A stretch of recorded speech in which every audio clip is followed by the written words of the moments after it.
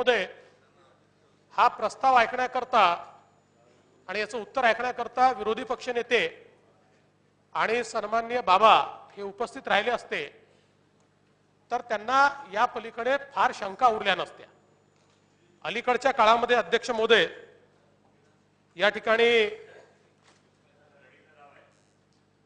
पेपरच्या भरोशावर, वृत्तपत्राच्या भरोशावर किंवा आयक्यू बातम्यांच्या भरोशावर या सभागृहामध्ये अधिक चर्चा ही विरोधी पक्षातर्फे आणण्यात येते आणि पराचा कावळा करायचा अशा प्रकारचा प्रयत्न देखील अध्यक्ष महोदय या ठिकाणी केला जातो। आणि अध्यक्ष महोदय ही नवीन स्ट्रॅटेजी आता विरोधी पक्षाच्या वतीने पाहायला मिळते की अध्यक्ष महोदय आरोप करायचे आणि उत्तराला मात्र विरोध करायचा, उत्तराला उपस्थित राहायचं नाही। अध्यक्ष महोदय जेव्हा आपण आरोप करण्याची हिम्मत ठेवतो त्यावेळी उत्तर ऐकण्याची हिम्मत देखील अध्यक्ष महोदय या ठिकाणी ठेवली पाहिजे। या सरकारवर अध्यक्ष महोदय या ठिकाणी आरोप लावले जाऊ शकत नाही। हे पारदर्शी सरकार आहे आणि अध्यक्ष महोदय या सरकारची सर्व प्रकारच्या आरोपांना उत्तर देण्याची तयारी आहे। अध्यक्ष महोदय ज्या ठिकाणी चुकलं असेल त्या ठिकाणी चौकशी करायला आम्ही मागे पुढे देखील पाहणार नाही अध्यक्ष महोदय। पण अध्यक्ष महोदय केवळ पराचा कावळा करायचा आणि अध्यक्ष महोदय या ठिकाणी केवळ हवेमध्ये फायरिंग करून निघून जायचं ही बाब अध्यक्ष महोदय योग्य नाहीये। डाळीच्या संदर्भात अध्यक्ष महोदय या ठिकाणी विषय उपस्थित झाला आणि खरं म्हणजे मला तर समजतच नाही अध्यक्ष महोदय काय सांगितलं 4000 कोटी रुपयाचा घोटाळा आहे। मी दाव्याने सांगतो अध्यक्ष महोदय 4000 कोटी रुपयाचा आकडा कुठनं आला हे विरोधी पक्षनेत्यांना विचारा, हे माननीय माजी मुख्यमंत्र्यांना विचारा, यांच्यातला एकही जण त्याचं उत्तर देऊ शकणार नाही अध्यक्ष महोदय। याचं कारण एकूण जप्त केलेली डाळ अध्यक्ष महोदय आणि डाळ नाही ती तूर होती याची सगळी किंमत 100-150 कोटी रुपयापेक्षा जास्त नाही आणि 4000 कोटीचा घोटाळा। आता तो आकडा त्यांनी कुठनं आणला हे त्यांना माहिती नाही, पण मी सांगतो तो आकडा कसा आला। अध्यक्ष महोदय या ठिकाणी डाळीच्या संदर्भात एक मोठा तुटवडा हा तयार झाला। आपण जर अध्यक्ष महोदय बघितलं तर महाराष्ट्रामध्ये देशाची 30% डाळ ही आपण महाराष्ट्रामध्ये तयार करतो, उत्पादित करतो। आणि अध्यक्ष महोदय जर आपण त्याचा क्वांटम बघितला तर महाराष्ट्रामध्ये 2011 साली 8.71 लाख मेट्रिक टन, 2012 साली 10 लाख मेट्रिक टन, 2013 साली 10 लाख मेट्रिक टन, 2014 साली विशेष घट आला अध्यक्ष महोदय, तो किती आला? सरळ 3.25 लाख मेट्रिक टन आणि अध्यक्ष महोदय 2015 साली 5.10 लाख मेट्रिक टन। म्हणजे सरासरी जर आपण बघितली तर 9 ते 10 लाख मेट्रिक टन या महाराष्ट्रामध्ये डाळ अध्यक्ष महोदय शेतकरी त्या ठिकाणी पिकवतो। आज अध्यक्ष महोदय त्याच्यामध्ये जवळजवळ 55% घट हा अध्यक्ष महोदय या ठिकाणी आला आणि त्यामुळे एक डाळीचा मोठा तुटवडा उभा झाला। एवढंच नाही, देशामध्ये देखील अध्यक्ष महोदय हीच परिस्थिती आहे। अध्यक्ष महोदय आपण बघितलं तर विशेषतः उत्तर भारतामध्ये डाळीऐवजी अध्यक्ष महोदय गहू, तांदूळ, मका या पिकांखालचं क्षेत्र मोठं आहे, त्यामुळे तिथे डाळी फार होत नाहीत। आणि अध्यक्ष महोदय एकूण जर आपण बघितलं तर जगामध्ये देखील अध्यक्ष महोदय 3.25 दशलक्ष टन डाळीच्या उत्पादनामध्ये मेजर हिस्सा कोणाचा अध्यक्ष महोदय? तर तो मेजर हिस्सा भारताचा आहे आणि भारतात तो महाराष्ट्राचा आहे। त्यामुळे भारतामध्ये जर अध्यक्ष महोदय डाळीचं क्रॉप फेल झालं तर अध्यक्ष महोदय निश्चितपणे त्याचा एक मोठा तुटवडा हा या ठिकाणी तयार होतो। आणि अध्यक्ष महोदय हीच परिस्थिती यावर्षी झाली आणि 55 अध्यक्ष महोदय टक्क्यांनी ज्यावेळेस उत्पादनामध्ये घट होतं त्यावेळी अध्यक्ष महोदय तुम्ही प्राइस कंट्रोलचे किती मेकॅनिझम केले तरी मुळात तुटवडा एवढा मोठा अध्यक्ष महोदय की त्या तुटवड्याला तुम्ही मॅच करू शकत नाही। आणि म्हणून पहिली गोष्ट लक्षात घेतली पाहिजे की डाळ उपलब्ध होती, तिचा साठा करून ठेवला होता, त्या साठ्यामुळे भाव वाढत गेले, हे खरं नाही अध्यक्ष महोदय। या ठिकाणी निश्चितपणे डाळीचं उत्पादन कमी झालं होतं। अनेक प्रश्न या ठिकाणी सन्माननीय आमच्या पृथ्वीराज बाबा चव्हाणांनी उपस्थित केले। म्हणाले तुम्ही कोणाच्या तरी दबावाखाली येऊन या ठिकाणी एप्रिल मध्ये डाळीवरचे निर्बंध हटवले। आता अध्यक्ष महोदय या राज्यामध्ये जीएनपीटी सारखं एक पोर्ट आहे. दरवर्षी अध्यक्ष महोदय जी डाळ आपण आयात करतो, कारण डाळीचा तुटवडा आपल्याकडे पहिलेपासूनच आहे. आपल्या इथे आपण आयात डाळ करून देशांतर्गत डाळीचा पुरवठा करत असतो. ही जी डाळ आपल्या इथे आयात होते अध्यक्ष महोदय, या डाळीपैकी देशातली 50% डाळ ही महाराष्ट्रामध्ये अध्यक्ष महोदय जीएनपीटीवर येते, आणि मग त्याच्या खालोखाल गुजरातमध्ये येते, आणि त्याच्या खालोखाल तामिळनाडूमध्ये येते. त्यामुळे अध्यक्ष महोदय याच्यामध्ये ज्यावेळी तुटवडा वाढतो त्यावेळी आयात मोठ्या प्रमाणात होत असते. आणि अध्यक्ष महोदय ही आयात झाल्यानंतर गुजरात आणि तामिळनाडू या दोन्ही राज्यांनी अध्यक्ष महोदय ही परिस्थिती ओळखून त्यांच्या लक्षात आलं की अध्यक्ष महोदय डाळीचा तुटवडा मोठा आहे, त्यामुळे आयातीत डाळ जी आहे या डाळीचं प्रोसेसिंग जास्तीत जास्त झालं पाहिजे, म्हणून गुजरात आणि तामिळनाडू या दोन्ही राज्यांनी स्टॉक लिमिट हटवली. आणि त्यांनी स्टॉक लिमिट काढल्यामुळे अध्यक्ष महोदय आपल्या राज्यामध्ये 50% डाळ आल्यानंतर ती डाळ प्रोसेसिंग करता आपल्या राज्यातल्या अध्यक्ष महोदय डाळ मिल मध्ये जाते. आणि तिथे जर स्टॉक लिमिट असली अध्यक्ष महोदय, इम्पोर्टवर कुठलीही स्टॉक लिमिट नव्हती, त्यामुळे काढण्याचा प्रश्नच नव्हता. स्टॉक लिमिट कुठे होती? स्टॉक लिमिट अध्यक्ष महोदय डाळीवर प्रक्रिया करायची तिथे स्टॉक लिमिट होती, आणि त्याच्या पलीकडची स्टॉक लिमिट होती अध्यक्ष महोदय.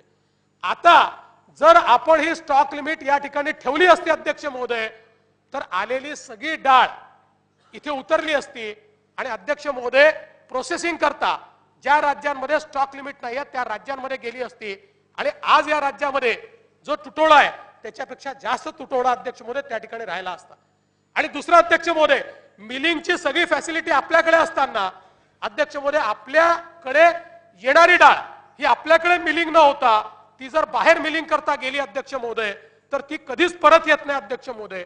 आणि म्हणून त्या ठिकाणी हा निर्णय करण्यात आला की तमिळनाडूमध्ये, गुजरातमध्ये आणि जिथे जिथे पोर्ट आहेत, एकाही पोर्ट असलेल्या राज्यांनी स्टॉक लिमिट ठेवलेली नसल्यामुळे अध्यक्ष महोदय महाराष्ट्रावर त्याचा विपरीत परिणाम होत होता, आणि म्हणून महाराष्ट्राने ही स्टॉक लिमिट त्या ठिकाणी हटवली. त्यामुळे ही स्टॉक लिमिट हटवण्याच्या पाठीमागे कोणाला मदत करण्याचा विषय नव्हता. ती जर हटवली नसती अध्यक्ष महोदय, तर सगळा माल हा गुजरातमध्ये आणि तमिळनाडूमध्ये उतरला असता. मी आपल्याला सांगतो अध्यक्ष महोदय, आठवण करून देतो की जेव्हा केंद्र सरकारने स्टॉक लिमिट लावली, स्टॉक लिमिट लावताना पहिल्यांदा इम्पोर्टवरील स्टॉक लिमिट यावर्षी केंद्राने लावली. लगेच आम्ही ती स्टॉक लिमिट इम्प्लिमेंट केल्याबरोबर याच विरोधी पक्षाने अध्यक्ष महोदय त्या ठिकाणी काय सांगितलं की इम्पोर्टवर स्टॉक लिमिट का लावता, इम्पोर्टचा माल तुम्ही येऊ द्या, इम्पोर्टवर स्टॉक लिमिट लावू नका. अध्यक्ष महोदय, ज्या लॉजिकने त्यांनी सांगितलं इम्पोर्टवर स्टॉक लिमिट लावू नका, त्याच लॉजिकने आम्ही हे सांगितलं की इम्पोर्ट केलेला माल जो या राज्यामध्ये येतोय तो या राज्यामध्ये राहायचा असेल तर या राज्यामधली स्टॉक लिमिट हटवून इथल्या प्रोसेसिंग युनिटमध्ये तो प्रोसेस झाला पाहिजे. आणि म्हणून अध्यक्ष महोदय अतिशय स्पष्टपणे या ठिकाणी सांगतो की ही स्टॉक लिमिट हटवण्याचं कारण ते होतं. अध्यक्ष महोदय, या ठिकाणी दुसरं सांगितलं की या स्टॉक लिमिटचा निर्णय मंत्र्यांच्या स्तरावर का झाला, हा मंत्रिमंडळापुढे का आला नाही. अध्यक्ष महोदय, सन्माननीय आपले पृथ्वीराज चव्हाण हे 3-3.5 वर्ष मुख्यमंत्री होते. अनेक निर्णय माझ्याकडे त्यांच्या काळातले आलेले आहेत. अध्यक्ष महोदय, एकदाही स्टॉक लिमिट लावणे किंवा स्टॉक लिमिट हटवणे या संदर्भातला निर्णय मंत्रिमंडळापुढे गेलेला नाही. तो मंत्र्याच्या स्तरावरच होता अध्यक्ष महोदय, मंत्र्यालाच त्याचे अधिकार आहे. आणि अध्यक्ष महोदय, या संदर्भात त्यांच्या काळातल्या अनेक ऑर्डर मी या ठिकाणी दाखवतो अध्यक्ष महोदय की ज्यामध्ये स्टॉक लिमिट लावण्याकरता निर्णय हा मंत्र्याच्या स्तरावरच घेतला गेला, तो मंत्रिमंडळापुढे आणण्याची आवश्यकता नाही. आता अध्यक्ष महोदय, या ठिकाणी सांगितलं की केंद्र सरकारने तुम्हाला पत्र पाठवलं आणि तुम्ही त्याच्यावर कारवाई केली नाही. वस्तुतः अध्यक्ष महोदय, केंद्र सरकारचं पत्र हे आम्हाला अध्यक्ष महोदय या ठिकाणी प्राप्त झालाय साधारणपणे अध्यक्ष महोदय 22/7/2015 शिक्का अध्यक्ष महोदय, तारीख त्याच्यावरची आधीची आहे पण आपल्याला प्राप्त झालेला आहे ते 22/7/2015. आणि अध्यक्ष महोदय, राज्य सरकारने एकाही दिवसाचा विलंब न लावता दुसऱ्या दिवशी अध्यक्ष महोदय विभागाने फाईल मूव्ह केली अध्यक्ष महोदय, आणि केंद्राने जे निर्देश दिले होते त्या निर्देशानुसारची कारवाई त्या ठिकाणी सुरू झाली अध्यक्ष महोदय. आणि या निमित्ताने हे देखील मला आपल्या निदर्शनास आणून द्यायचं आहे अध्यक्ष महोदय, त्यानंतर ही कारवाई होत असताना केंद्र सरकारनं या ठिकाणी आपल्याला पत्र पाठवलं आणि सांगितलं की स्टॉक लिमिट घालण्याच्या संदर्भात त्यांनी स्वतः लिमिट ठरवली आहे। महाराष्ट्र पहिलं राज्य होतं अध्यक्ष महोदय, आम्ही तात्काळ ती स्टॉक लिमिट त्या ठिकाणी टाकली आणि अध्यक्ष महोदय नुसती स्टॉक लिमिट टाकली नाही, त्या रात्रीपासून आम्ही छापे मारणं सुरू केलं अध्यक्ष महोदय। आता मला कधी कधी आश्चर्य वाटतं, इकडे ते म्हणतात स्टॉक लिमिट का टाकली नाही, आता आम्ही स्टॉक लिमिट टाकली तर तोच प्रश्न पुन्हा पृथ्वीराज चव्हाण विचारतात की तुम्ही रातोरात स्टॉक लिमिट का टाकली। अरे टाकायची की नाही टाकायची एकदा तुम्ही ठरवा, एकदा म्हणता का टाकली, एकदा म्हणता का नाही टाकली। अध्यक्ष महोदय, केंद्र सरकारने नवीन स्टॉक लिमिटचे नियम लागू केल्यानंतर अध्यक्ष महोदय क्षणाचाही विलंब न लावता माझ्याकडे विभागाने प्रस्ताव पाठवला, मंत्रिमंडळापुढे जायचंय, मी सांगितलं कार्योत्तर मंजुरी घ्या आणि आजच्या स्टॉक लिमिट लावा। अध्यक्ष महोदय, रातोरात स्टॉक लिमिट आम्ही लावली, कार्योत्तर 2 दिवसांनी मंत्रिमंडळाच्या बैठकीपुढे ते नेलं आणि मंत्रिमंडळाने त्याला मान्यता दिली अध्यक्ष महोदय। आणि आपल्याला या ठिकाणी मी नमूद करतो, केंद्र सरकारचे पत्र अध्यक्ष महोदय या ठिकाणी दाखवणं सुरू आहे, पण अध्यक्ष महोदय केंद्र सरकारने काय सांगितलं, 4 नोव्हेंबरला केंद्र सरकारने पत्र पाठवलं आणि आपले जे सचिव आहेत श्री कपूर यांना ते पत्र आलेलं आहे, त्यात ते काय म्हणतात, the anti hoarding operations undertaken in your state help to bring down prices of pulses in market.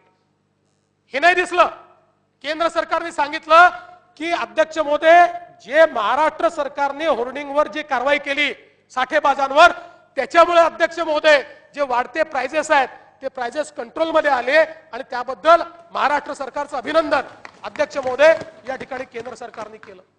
मग अध्यक्ष महोदय या ठिकाणी सांगण्यात आलं की बाबा तुम्ही ही जी तूर डाळ आहे त्याचा लिलाव का केला नाही, ती तुम्ही लगेच सोडली का बरं, ती तुम्ही कशाच्या आधारावर सोडली। खरं म्हणजे अध्यक्ष महोदय या ठिकाणी एकूण जी जप्त केलेली होती अध्यक्ष महोदय, ती आपण जप्त केली होती कारण जे स्टॉक लिमिट घातले होते ते केवळ तूर डाळीवर नव्हते, सर्व प्रकारच्या डाळींवर अध्यक्ष महोदय या ठिकाणी ह्या लिमिट टाकल्या होत्या। त्यामुळे एकूण जप्ती किती झाली, ती 87,000 मेट्रिक टन झाली अध्यक्ष महोदय। त्यातली तूर डाळ किती होती, ती होती 13,000 मेट्रिक टन। आणि अध्यक्ष महोदय परत आपल्या लक्षात आणून देतो, सर्वात जास्त जप्ती आपण केली, सगळ्यात जास्त। याचं कारण काय आहे अध्यक्ष महोदय, आपण सर्व प्रकारचे गोदाम रातोरात सील केले अध्यक्ष महोदय। पण अध्यक्ष महोदय तूर डाळ नव्हती, ही तूर आहे, कारण राज्यामध्ये अध्यक्ष महोदय जर सीझनचा विचार केला अध्यक्ष महोदय तर मोठ्या प्रमाणात तूर होती जी प्रोसेसिंगला जात होती आणि तिचं तूर डाळीमध्ये रूपांतर होणार होतं। आणि म्हणून आता असा प्रश्न विचारण्यात आला की ही तुम्ही अध्यक्ष महोदय जी जप्त केलेली डाळ आहे, ही जप्त केलेली डाळ ही तुम्ही पीडीएसच्या माध्यमातून का दिली नाही। आता अध्यक्ष महोदय आपलं पर डेचं कन्झम्पशन किती आहे तूर डाळीचं, हे 4,000 टनाच्या अध्यक्ष महोदय जवळपास आहे। जप्त केलेली किती होती 13,000 टन मेट्रिक टन। म्हणजे अध्यक्ष महोदय ही जर पीडीएस मध्ये द्यायची असती तर अध्यक्ष महोदय किती स्टॉक आपल्याकडे होता, 4 दिवसाचा स्टॉक।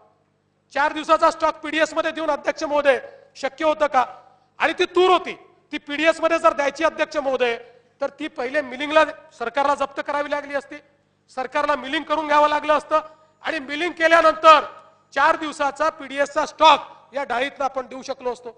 म्हणून राज्य सरकारने काय निर्णय केला अध्यक्ष महोदय, तात्काळ हा निर्णय केला की प्राइस कंट्रोलच्या अंतर्गत 100 रुपयांनी जे डाळ या ठिकाणी विकायला तयार आहेत अध्यक्ष महोदय त्यांना त्यांच्याकडनं हमी पत्र घेऊन अध्यक्ष महोदय ही डाळ देण्यात आली। दुसरं कारण काय होतं अध्यक्ष महोदय, आम्ही लिलावाची ज्यावेळेस मागणी या ठिकाणी केली आणि आम्ही लिलाव करू म्हणून सांगितलं, त्या लिलावाची प्रोसिजर अध्यक्ष महोदय इतकी लांब होती की 2 महिने लिलावच होऊ शकले नसते। आणि म्हणून अध्यक्ष महोदय जे लोक 100 रुपयांनी डाळ विकायला तयार आहेत त्यांना आम्ही हमी पत्रावर देऊ, जे तयार नाहीत त्यांचा आम्ही लिलाव करू, अशा प्रकारची आम्ही घोषणा केल्याबरोबर अध्यक्ष महोदय त्या ठिकाणी मोठ्या प्रमाणात व्यापारी समोर आले आणि अध्यक्ष महोदय त्यांनी हमी पत्रावर ती डाळ घेतली आणि त्यातल्या 1-1 किलो डाळीचा हिशोब आपल्याजवळ अध्यक्ष महोदय। आणि म्हणून आपण अध्यक्ष महोदय त्या ठिकाणी जे प्राइस कंट्रोल केलं, अनेक दिवस अध्यक्ष महोदय 100 रुपयापासून 130 रुपयापर्यंत अध्यक्ष महोदय वेगवेगळ्या शहरांमध्ये ही डाळ उपलब्ध झाली अध्यक्ष महोदय। आणि अध्यक्ष महोदय हे करत असताना एक गोष्ट लक्षात घेतली पाहिजे अध्यक्ष महोदय, की पीडीएस मध्ये डाळ देणं हे अध्यक्ष महोदय 10 वर्षापूर्वीच या मागच्या सरकारनं बंद केलं. पीडीएसच्या माध्यमातून आपण डाळच देत नाही, त्यामुळे ती काही एका रातोरात आपल्याला देता येत नाही, त्याचे इन्फ्रास्ट्रक्चर देखील आपल्याजवळ नाही अध्यक्ष महोदय. आणि म्हणून अध्यक्ष महोदय हे जे सांगण्यात येतं, आणि आता यातला दुसरा अनुभव सांगतो अध्यक्ष महोदय. कर्नाटकने हा निर्णय घेतला अध्यक्ष महोदय की आम्ही लिलावानी ती डाळ देऊ. आजही अध्यक्ष महोदय, आजही कर्नाटकच्या एकाही लिलाव त्यांना करता आला नाही, एकही नाही. आणि मग त्यांनी तो निर्णय बदलला आणि हमीपत्रावर देऊ सांगितलं. अध्यक्ष महोदय त्याही विरुद्ध व्यापारी कोर्टात गेले आणि अध्यक्ष महोदय कर्नाटकमध्ये लिलावावरही स्टे आला, कर्नाटकमध्ये हमीपत्रावरही स्टे आला.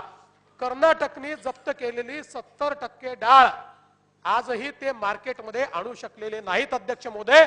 आपल्या इथे मात्र राज्य सरकारनं तातडीनं निर्णय घेतल्यामुळे अध्यक्ष महोदय ही डाळ मार्केटमध्ये आपण आणू शकलो अध्यक्ष महोदय.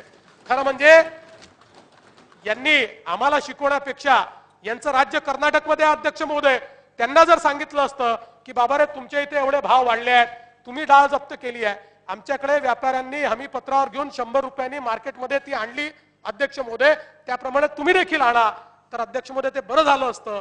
पण अध्यक्ष महोदय हे यांनी केलं नाही. आणि म्हणून अध्यक्ष महोदय हे जे सांगतायत ते देखील खरं नाहीये. खऱ्या अर्थानं अध्यक्ष महोदय राज्य सरकारने याच्यावर मोठ्या प्रमाणात कारवाई केली. आता अध्यक्ष महोदय या ठिकाणी सांगण्यात आलं की महाराष्ट्रामध्ये घोटाळा झाला, त्यामुळे महाराष्ट्रामध्ये डाळीचे भाव वाढले. आता आमच्या अध्यक्ष महोदय विरोधी पक्ष नेत्यांनी काल डाळ आणून दिली नागपुरातली, म्हणून मी पण आणली अध्यक्ष महोदय. ते डाळीचं कुठे आहे आपल्याला मी बिलासहित अध्यक्ष महोदय पाठवतो. 3 वेगवेगळ्या दुकानात आणली. आता विरोधी पक्ष नेते जे आहेत अध्यक्ष महोदय ते संपन्न आहेत, त्यामुळे त्यांनी ब्रँडेड डाळ आणली 200 रुपये किलोची. आता आपल्याला माहिती आहे अध्यक्ष महोदय, आपला जो तांदूळ आहे रेशन मध्ये घेतला तर बीपीएल मध्ये 3 रुपयांनी मिळतो, आणि तोच तांदूळ अध्यक्ष महोदय बासमती कुठला तो राईस, दिल्ली राईस वगैरे घेतला 250 रुपये किलो अध्यक्ष महोदय. आता आपापल्या अवकातीप्रमाणे आमची अवकात 3 रुपयाची आहे, त्यांची अवकात 200 रुपयाची अध्यक्ष महोदय. अध्यक्ष महोदय या ठिकाणी मी आपल्याला दाखवतो अध्यक्ष महोदय, पुरुषोत्तम किराणा आजचा आज घेतलेला अध्यक्ष महोदय 125 रुपये, जयस ट्रेडिंग 130 रुपये, संतोषी धान्य भंडार 130 रुपये. आता विरोधी पक्ष नेत्यांना यांनी दिली नसेल कदाचित की तुम्ही विरोधी पक्ष नेते त्यामुळे तुम्हाला 200 रुपयाची जा देऊ, पण अध्यक्ष महोदय हे जे सांगतात की 200 रुपयाची डाळ आहे, म्हणून मी जाणीवपूर्वक अध्यक्ष महोदय ही बिल आणि ही डाळ आपल्याकडे या ठिकाणी पाठवतो. आणि अध्यक्ष रुपये पण आम्ही यांनी सॅटिस्फाईड नाही आहोत अध्यक्ष महोदय. 100 नाही बाहेर पाठवू त्यांना अध्यक्ष महोदय. 130 रुपयाचा भाव देखील अध्यक्ष महोदय जास्त आहे, तो काही कमी नाही अध्यक्ष महोदय, तोही कमी झाला पाहिजे असा आमचा प्रयत्न आहे, त्यावर मी पुढे येणार आहे. पण अध्यक्ष महोदय जर महाराष्ट्रामध्ये घोटाळा झाला असं आपण जर कबूल केला अध्यक्ष महोदय, तर इतर राज्यांमध्ये तर घोटाळा झाला नाही. कर्नाटकमध्ये तुमचं राज्य आहे तिथे घोटाळा झाला नाही, हिमाचलला तुमचं राज्य आहे तिथे घोटाळा झाला नाही, दिल्लीमध्ये तर केजरीवाल साहेबांचं राज्य आहे तिथे घोटाळा होऊच शकत नाही.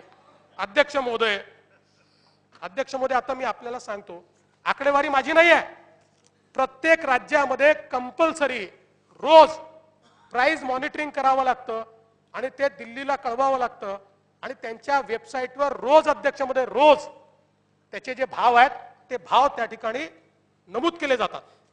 कर्नाटकचा भाव आहे अध्यक्ष महोदय 158 रुपये, मध्य प्रदेशचा भाव 140 रुपये, गुजरातचा भाव 140 रुपये, दिल्लीचा भाव 164 रुपये, पंजाबचा भाव 170 रुपये, उत्तर प्रदेशचा भाव 160 रुपये, हिमाचल प्रदेशचा भाव 166 रुपये, हरियाणाचा भाव अध्यक्ष महोदय 160 रुपये, हा एव्हरेज भाव सांगतो अध्यक्ष महोदय, आणि महाराष्ट्राचा भाव 160 रुपये. आणि अध्यक्ष महोदय आजचे भाव आज म्हणजे काल 22 तारखेचे भाव सांगतो अध्यक्ष महोदय. 22 तारखेचे भाव अध्यक्ष महोदय पुन्हा एव्हरेज जर आपण बघितलं तर दिल्लीचा भाव 163 रुपये, हरियाणाचा 165 रुपये, हिमाचल प्रदेशचा 166 रुपये, जम्मूचा 176 रुपये, भटिंडा पंजाब 175 रुपये, मध्य प्रदेश 160 रुपये, छत्तीसगड 150 रुपये, गोवा 173 रुपये, आणि महाराष्ट्रामध्ये अध्यक्ष महोदय तेही मी आणलेलं आहे अध्यक्ष महोदय. मुंबईमध्ये अध्यक्ष महोदय हा भाव अध्यक्ष महोदय 150 रुपये आहे, आणि अध्यक्ष महोदय नागपूर आणि इतर याच्यात तो 130 ते 133 रुपये. त्यामुळे अध्यक्ष महोदय, आता या ठिकाणी अध्यक्ष महोदय मोठ्या मोठ्याने यांनी सांगितलं महाराष्ट्रात घोटाळा झाला. मग कर्नाटकमध्ये तुमचं सरकार आहे, मग कर्नाटकमध्ये घोटाळा झाला नाही अध्यक्ष महोदय, तर त्या ठिकाणी 163 रुपये का भाव आहे? हिमाचल प्रदेश तुमचं राज्य अध्यक्ष महोदय, तुमचं सरकार आहे, सगळ्यात जास्त भाव त्या ठिकाणी आहे. अरविंद केजरीवाल साहेब त्यांच्याकडे केवढा मोठा मग अध्यक्ष महोदय जर इथे घोटाळा झाला तर त्यांच्याकडे अध्यक्ष महोदय 164चा भाव आहे, मग तिथे घोटाळा झाला असेल. अध्यक्ष महोदय, मला तो दीवार पिक्चर मधला डायलॉग आठवला की जाओ पहले उनकी साइन लेकर आओ जिन्होंने मेरे हाथ पे लिख दिया कि तेरा बाप चोर है. तसं आमच्या बापट साहेबांनी यांना म्हटलं पाहिजे अध्यक्ष महोदय, जाओ पहले उस केजरीवाल का राजीनामा मांगो जिसने 164 रुपए की दाल बेची. जाओ पहले उस सिद्धारमैया का इस्तीफा मांगो जिसने 165 रुपए की दाल बेची. अध्यक्ष महोदय, या ठिकाणी एलाल बेल आरोप लावायचे अध्यक्ष महोदय, हे खरं आहे, हा क्रायसिस आहे अध्यक्ष महोदय. त्यामुळे देशभरामध्ये डाळीचे भाव वाढलेले आहेत, आपल्या राज्यातही वाढले. राज्य सरकारने उपाययोजना केल्या अध्यक्ष महोदय. आता आमच्या खडसे साहेबांनी पुढच्या वर्षीचा अध्यक्ष महोदय डाळीच्या संदर्भात जे क्रायसिस येणार आहे त्याचा विचार करून अनेक गोष्टी अध्यक्ष महोदय या ठिकाणी घोषित केल्या. केंद्र सरकारने अध्यक्ष महोदय त्याची MSP वाढवली आणि अध्यक्ष महोदय कृषी विभागाच्या माध्यमातून सुधारित बियाणं, जैविक खतं, कीटकनाशके या संदर्भातली त्यांनी घोषणा केली आहे. अध्यक्ष महोदय, आंतरपिकास प्राधान्य देणं असेल, त्यानंतर भाताच्या बांधावर तुरीची लागवड असेल, ICPH 2740 या संकरित बियाण्याचा वापर करणं असेल, अशा सगळ्या गोष्टी अध्यक्ष महोदय, बारमाही तूर, अशा अनेक इनिशिएटिव्ह हे अध्यक्ष महोदय या ठिकाणी सन्माननीय खडसे साहेबांनी या निमित्ताने घेतले आहेत. आणि एवढंच नाही अध्यक्ष महोदय, आज इम्पोर्टेड तूर देखील आली आहे. आणि अध्यक्ष महोदय, आता त्याच्यात काही लोकांचा टेस्टचा बदल असतो, पण इम्पोर्टेड तूर ही 90 रुपयांनी देखील अध्यक्ष महोदय आज या ठिकाणी उपलब्ध आहे. अध्यक्ष महोदय, शेवटी हा तुटवडा ज्यावेळेस येतो, आपला जो हार्वेस्टिंग सीझन आहे आणि अध्यक्ष महोदय, कारण तूर हे प्रामुख्याने खरीपाचं पीक आहे अध्यक्ष महोदय, आपला हार्वेस्टिंग सीझन आणि इतर जे देश आहेत ज्या देशातनं आपण आयात करतो यांच्या हार्वेस्टिंग सीझन मध्ये 3 महिन्याची गॅप आहे अध्यक्ष महोदय. आणि त्यामुळे अध्यक्ष महोदय, ज्यावेळी त्यांचा हार्वेस्टिंग सीझन येऊन त्यांची तूर आपल्याकडे येऊन त्याचं मिलिंग होणं, यात जी गॅप असते त्यात मोठा तुटवडा अध्यक्ष महोदय हा या ठिकाणी तयार होत असतो. आणि म्हणून अध्यक्ष महोदय, आजही या ठिकाणी निश्चितपणे अध्यक्ष महोदय हे भाव कमी झाले पाहिजे अशा प्रकारची निश्चित अध्यक्ष महोदय या ठिकाणी आमची अपेक्षा आहे. हे होत असताना राज्य सरकारने ज्या अनेक उपाययोजना या ठिकाणी केल्या आहेत अध्यक्ष महोदय, त्यात एक अतिशय महत्त्वाची उपाययोजना ही राज्य सरकारच्या वतीनं करायचा निर्णय आम्ही घेतलाय.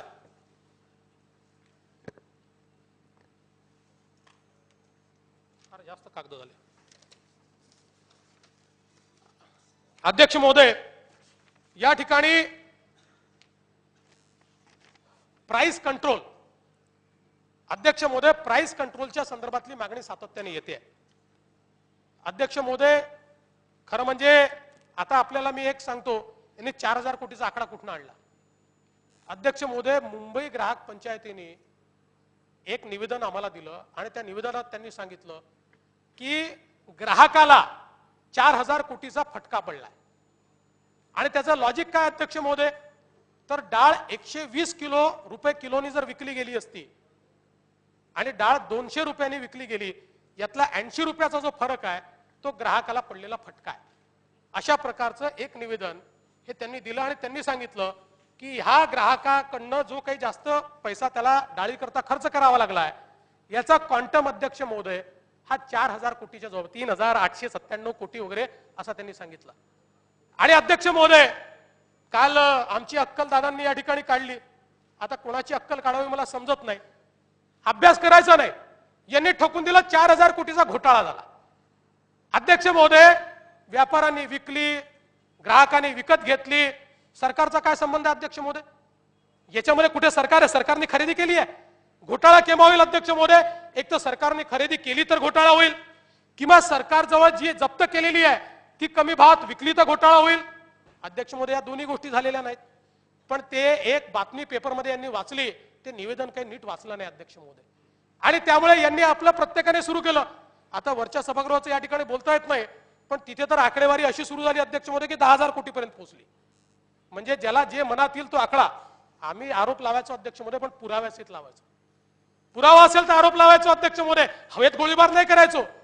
अध्यक्ष महोदय, एक नव्या पैशाचा गैरव्यवहार या डाळीच्या प्रकरणात राज्यामध्ये राज्य सरकारच्या वतीनं झालेला नाही. हे खरं आहे की अध्यक्ष महोदय, व्यापाऱ्यांनी ग्राहकाची लुबाडणूक केली आहे आणि ती जबाबदारी आमची आहे. आणि म्हणून अध्यक्ष महोदय, त्यांच्यावर कारवाई करणं ही जबाबदारी आमची आहे. म्हणून आम्ही धाडी त्या ठिकाणी टाकल्या. पण या ठिकाणी मंत्र्याच्या नावाने अध्यक्ष महोदय घोषणा करायच्या. आता अध्यक्ष महोदय, खरं सांगू, ही डाळ कशी बंद झाली या राज्यामध्ये? अध्यक्ष महोदय, काल त्यांनी या ठिकाणी सांगितलं, शोभाताईंचा उल्लेख केला. शोभाताईंवर आरोप लावल्यानंतर अध्यक्ष महोदय, त्या काळच्या सरकारने जस्टिस जहागीरदार कमिशन बसवलं होतं, सिटिंग जज. त्या सिटिंग जजनी असा निर्वाळा दिला की ज्या प्रकारे शोभाताई फडणवीस आणि सरकारने डाळ खरेदी केली हीच पद्धत योग्य आहे आणि याच पद्धतीने खरेदी केली पाहिजे, यात कुठलाही घोटाळा नाही, आपल्याला माहिती आहे आपण होतात, अशा प्रकारचा निर्वाळा त्या ठिकाणी दिला. आणि मग 2003 साली याच जुन्या सरकारनं ज्यावेळेस घोटाळा केला अध्यक्ष महोदय डाळीचा, त्यावेळी तो ऑर्डर मी काढून वाचला या सभागृहामध्ये आणि सांगितलं, हे जहागीरदार कमिशननी जे सांगितलं आहे त्यापेक्षा विपरीत तुम्ही खरेदी केली आहे. आणि अध्यक्ष महोदय, कशा प्रकारे तुम्ही 2000 कोटी रुपयाचा डाळीचा घोटाळा करताय या सभागृहामध्ये अध्यक्ष महोदय मी पुराव्यासहित दिलं. आणि शेवटी अध्यक्ष महोदय, या ठिकाणी त्या सरकारला त्यावेळी घोषित करावं लागलं की आम्ही केलेले सगळे सौदे आम्ही रद्द करतो. आणि अध्यक्ष महोदय, त्यानंतर ही खरेदीच त्या सरकारनं बंद केली. आणि त्यामुळे घोटाळ्याचा मालिका आमची नाही आहे, घोटाळ्याची पार्श्वभूमी आमची नाही आहे, घोटाळेबाज आम्ही नाही आहोत, घोटाळेबाज तुम्ही आहे अध्यक्ष महोदय. तुम्ही, घोटाळ्याचा इतिहास तुमचा आहे अध्यक्ष महोदय. या सरकारमध्ये घोटाळे होत नाही, हे सरकार तुमचे घोटाळे उकरून काढण्याकरता या ठिकाणी आलेला अध्यक्ष महोदय. आणि म्हणून अध्यक्ष महोदय, या ठिकाणी प्राइस कंट्रोलच्या संदर्भात अध्यक्ष महोदय, आम्ही ज्यावेळेस मुंबई ग्राहक पंचायतीशी चर्चा केली त्यावेळेस अध्यक्ष महोदय अतिशय सकारात्मक चर्चा झाली आणि काही चांगले सजेशन्स त्यांनी आम्हाला दिले. आणि हे सजेशन्स घेतल्यानंतर राज्याच्या महाधिवक्त्याकडे आम्ही गेलो आणि आम्ही त्यांना सांगितलं की देशामध्ये अद्याप कुठेही अशा प्रकारे प्राइस कंट्रोलच्या संदर्भातला कायदा तयार झालेला नाही. अध्यक्ष महोदय, आम्ही सांगितलं आमच्या राज्य सरकारला प्रभावी उपाययोजना करायची आहे आणि आम्ही प्राइस कंट्रोलचा कायदा करू इच्छितो. आणि अध्यक्ष महोदय, आम्ही त्याचं ओपिनियन घेतलाय आणि हे राज्य सरकार, केंद्राची मान्यता त्याला घ्यावी लागेल कारण केंद्रीय अखत्यारीतला विषय आहे, पण हे राज्य सरकार अध्यक्ष महोदय देशातलं पहिलं असं राज्य सरकार असेल जे प्राइस कंट्रोलच्या संदर्भातला एसेन्शियल कमोडिटीज बद्दलचा कायदा तयार करेल.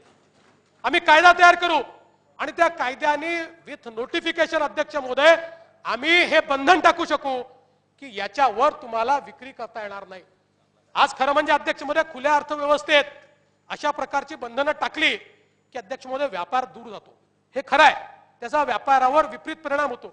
पण अध्यक्ष महोदय, व्यापाराचा विचार करता करता सामान्यांचा विचार करणं जर आम्ही सोडून दिलं अध्यक्ष महोदय, तर आम्ही या ठिकाणी व्यापाऱ्यांना न्याय देण्याकरता आलेलो नाही, सामान्यांना न्याय देण्याकरता आलोय.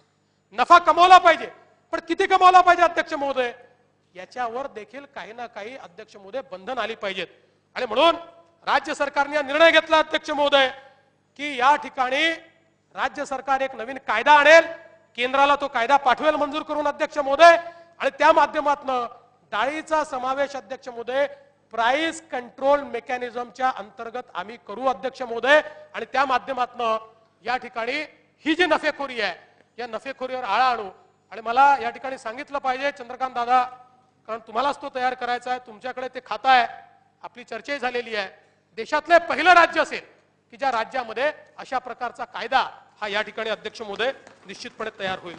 आणि म्हणून डाळीच्या संदर्भात विरोधी पक्षाने जे आरोप केले पुराव्यासहित अध्यक्ष महोदय ते मी खोडून काढले आहेत, ते सगळे आरोप मी फेटाळतो अध्यक्ष महोदय.